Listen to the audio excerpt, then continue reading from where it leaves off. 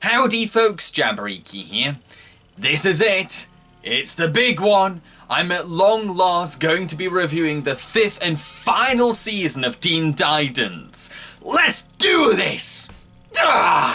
In this season of Teen Titans, we learned that Beast Boy used to be part of another superhero team named the Doom Patrol, but ended up disbanding from them because he wouldn't listen to his leader's orders. Years later, Beast Boy reunites with the Doom Patrol and finds out that they are still fighting the same enemy, known as the Brotherhood of Evil, consisting of the super smart Brain, the intellectual and strong Mallow, the shape-shifting Madame Rouge, and the eternal living General Immortus. While the Brotherhood gather all of the Titans' greatest foes, the Titans themselves begin building a team of heroes from around the world. Who will win in this battle royale between heroes and villains? I'll be honest, I thought that this was the weakest season of Teen Titans. It's not exactly bad, as there's some good episodes here and there, plus I did have quite a lot of fun as usual. It's just, when you put all of these episodes together into one whole experience, it's a huge step down from everything that came before, making for a rather unsatisfying last season.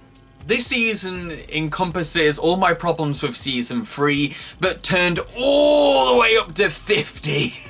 This season really embraces the novelty of uniting all of the show's villains into the same scenes, which does add a huge scale to the season, but it also comes across as pandering fan service half the time. Hey look fans, we got all of the bad guys together at the same time, they're sharing screen, don't these callbacks remind you of old seasons? Keep watching our show, keep watching our show! What's worse is that there's only 2 or 3 new villains this season. Yes, the show depends so much on the novelty of old villains all striking back together that it doesn't seem to have much interest in introducing new ones. Like I've said before, one thing I love about this show is the excitement of being introduced to new surprising bad guys every couple of episodes. Another issue is that there's quite a few episodes that are either about the Titans being divided or not being present in an episode at all. There's actually 2 whole episodes that center on other teams. I'm cool with a change of pace, but 2 episodes trying this out. I'm sorry, but there's only 13 episodes per season, so experimenting this much is just overindulgent to me. I'm watching the Teen Titans for the Teen Titans, not the Hive, not Titans East. If you want to tell stories about the other teams, give them their own shows. Again, there's only 13 episodes. Be careful how you dedicate them. Then we have the running storyline, which is rather lackluster.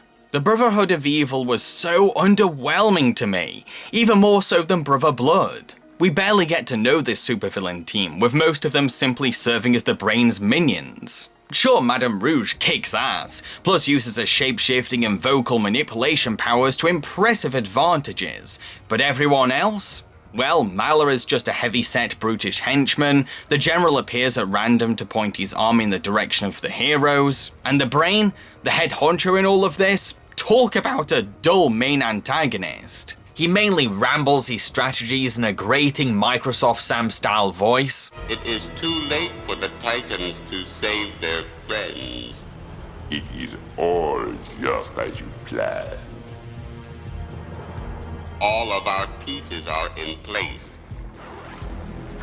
It is time we finish what we started. And plays chess against Mallow in his lair, while making metaphors about their gameplay. One of the biggest villain cliches ever, by the way. The guy is basically a tin can with a Halloween skull spray painted on him, and the dude can't move around much without help from Mallow. Yeah, the Brain's tactics are clever and his overall evil plan is effectively successful by the end, but I didn't find him to be threatening or interesting in the slightest. I mean, is this really the show's follow-up to Trigun and Slade? I'm sorry, but that's really super disappointing. I actually wish that Madame Rouge was this season's villainess, as she was the best written and most exciting antagonist in the Brotherhood. As many complaints as I have about season 5, there's still some things that I liked about it.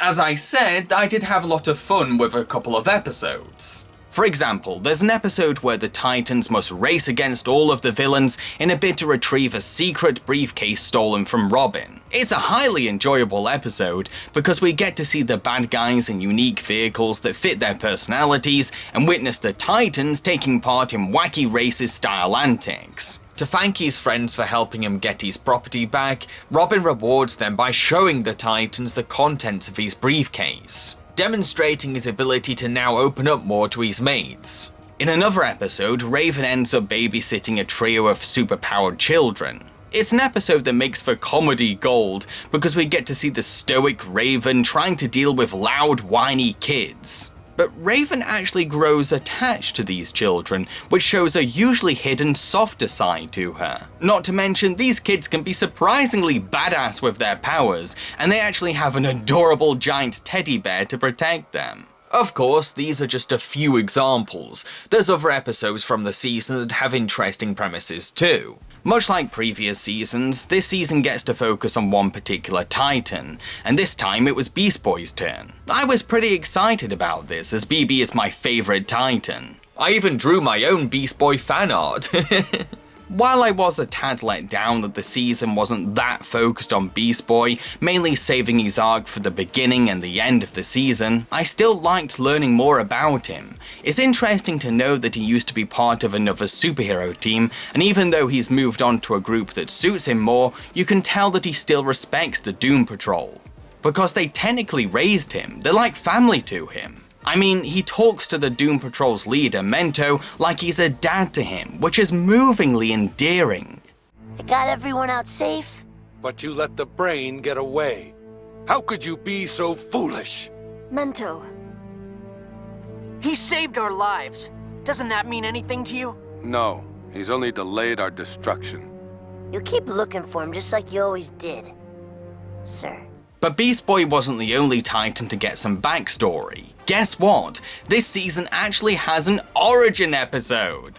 Yes, we get to see not only how Starfire ended up on Earth, but also the meeting of the Titans and their transition into becoming a superhero team. Season 1 of this show kind of threw us in the deep end, so I had always wanted to know how these 5 became the Teen Titans in the first place. I smiled so much as I watched these characters I love developing a friendship together and helping one another feel less lonely. Mind telling me why you're always by yourself? You heard the kid. I don't exactly fit in. He's green, half of me is metal, and she's from space. You fit in just fine. This origin story felt true to the characters, but also made for an entertaining story about bonding superheroes.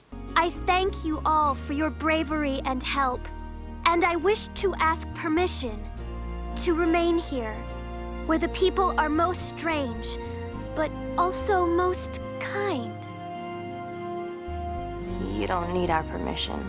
But if you want our friendship, you've got it. Now, while I will admit that this season is a tad gimmicky for over-depending on the novelty of showing lots of classic villains together on screen, it does lead to a thrillingly awesome finale where all the Teen Titans and their allies face off against an army of bad guys. I'm glad the show didn't half-heartedly tease this kind of finale and gave us a payoff after all the cameo fests, because it makes for a gripping, chaotic stadium showdown. Sure, it's a bit short, but I still had fun watching my favourite heroes and villains duke it out for a brief climax. I do also like how this season shows a more human side to some recurring villains. For example, Control Freak actually exposes his fanboy love for the Titans, showing that deep down, he's just a big nerd with a passion for action and sci-fi. Yeah, he's a sociopathic criminal, but there's something adorable about his secret admiration for his enemies. You sound more like a fanboy than a nemesis.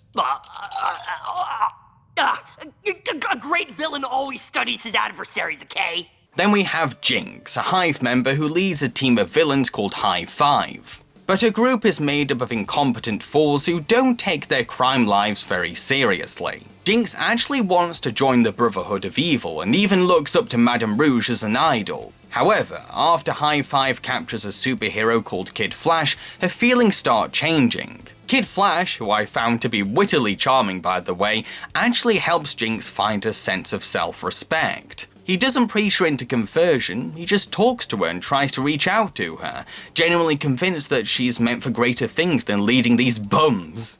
This is boring. We're gonna go watch wrestling. You dweebs better not hug the sofa! Don't have much of an attention span, do they? You have no idea. Stop that!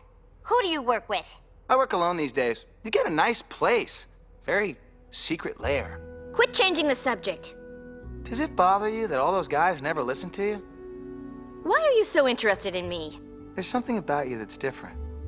It's not until Jinx realizes how cruel and apathetic Madame Rouge is that she discovers her own self-worth, and helps Kid Flash escape.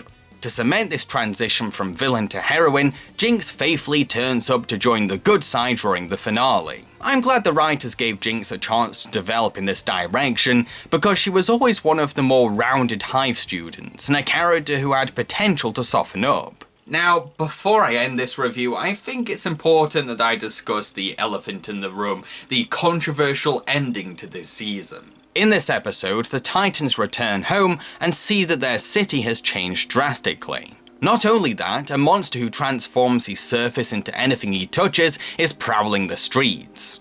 But it gets weirder. Beast Boy spots terror in the crowd. While the Titans struggle to fight this nameless villain who seems invincible, Beast Boy ventures off to talk to Terra. But she denies knowing him and says her name isn't Terra. So BB begins hanging out with and following this girl, determined to jog her memory about being Terra. Slade also pops up, insisting that BB stays away from the girl, telling him that she just wants to be left alone. But this turns out to be a robot version of Slade. After no success, the girl insists that BB moves on, returns to his battle, and carries on with his life. Now, my feelings about this episode are divided. On the one hand, it serves as a bittersweet ending for BB's relationship with Terra and a chance for him to maturely accept change in his life. It also gives us a more abstract villain who serves as a symbolic metaphor for the episode's themes. On the other hand, it's a rather frustrating way to end the whole season. Yes, we get clues that this girl is Terra,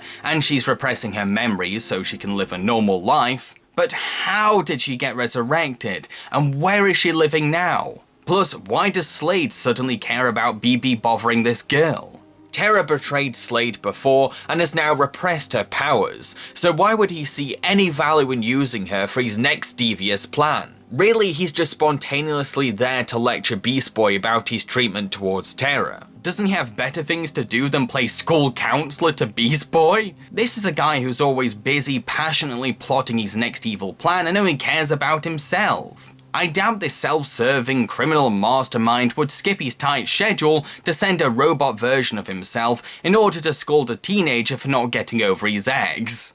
Sure, it's nice to see a softer side to a villain, but this was a really random and rushed way to show that aspect of Slade. Also, where did this monster come from? What's its motives? How did the Titans defeat it? Because the episode abruptly ends before we find that out. Sure, it's great that he's serving as a metaphor for the episode's themes of change and being aware that crime will always be present. Plus, I get that the battle is mainly there as a reminder to Beast Boy that there's bigger fish to fry right now. However, the camera is still following the Titans' fight against the monster. It's not simply a backdrop during Beast Boy's story.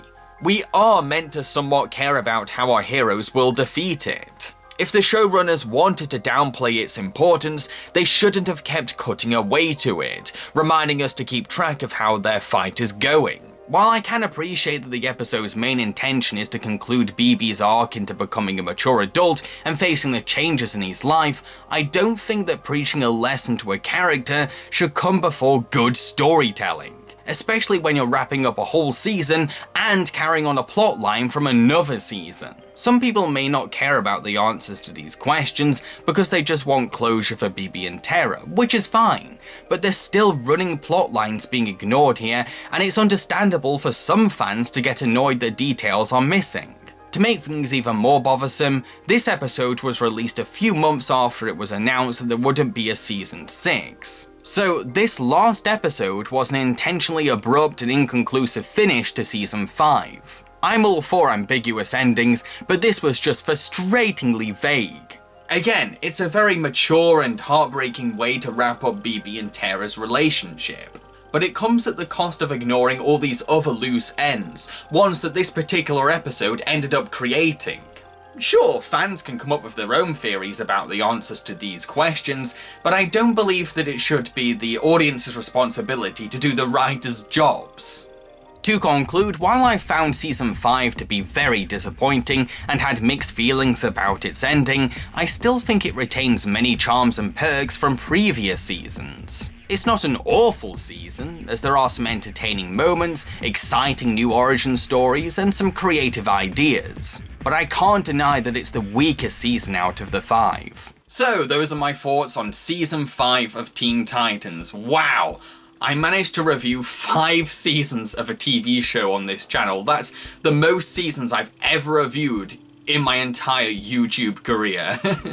I'd have to say that Season 4 was the strongest season in my opinion, while Season 5 was the weakest. Now, I know that a lot of you are starting to think, well, what did you think of the actual finale to Teen Titans, a TV movie called Trouble in Tokyo? Well, don't worry, I'm going to be talking about this movie in a completely different video that I'll be releasing straight after this one, so look out for it. I've been Jambareeqi and I hope you enjoyed this review. If you did, then feel free to subscribe to my channel because I make a lot of videos quite like this one. Also head to my official website jambareeqi.com to read written reviews of films and television shows that I've not talked about on this channel before.